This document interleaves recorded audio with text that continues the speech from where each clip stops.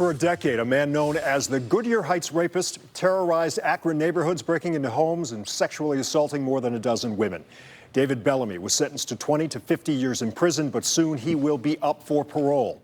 Tonight, one of the survivors is speaking out, worried about what would happen if Bellomy is released and fighting to keep him locked up. She spoke with News 5's Bob Jones. He's a serial rapist. He should never get out.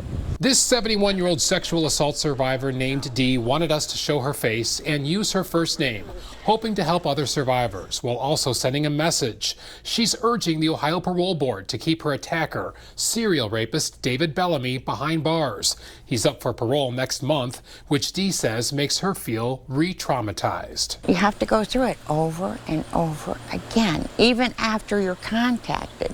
Then you're nervous about whether he's going to get out. What would you do?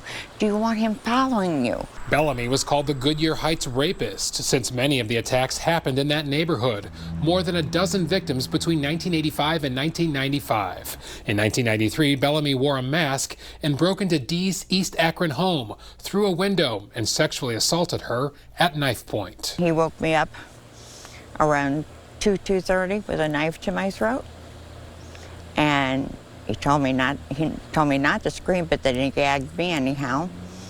And he proceeded to rape me. David Bellomy was one of the worst serial rapists that our community has ever encountered. Former Summit County prosecutor Sherry Bevan Walsh says the rapes terrified the Goodyear Heights area. For more than 10 years, people in the community were frightened. People knew that there was a serial rapist out there. He was breaking into women's homes, sexually assaulting them. In 1996, Bellomy was convicted and sentenced to 20 to 50 years in prison. Sherry wrote a letter to the parole board 10 years ago when Bellomy was last up for parole. It was denied.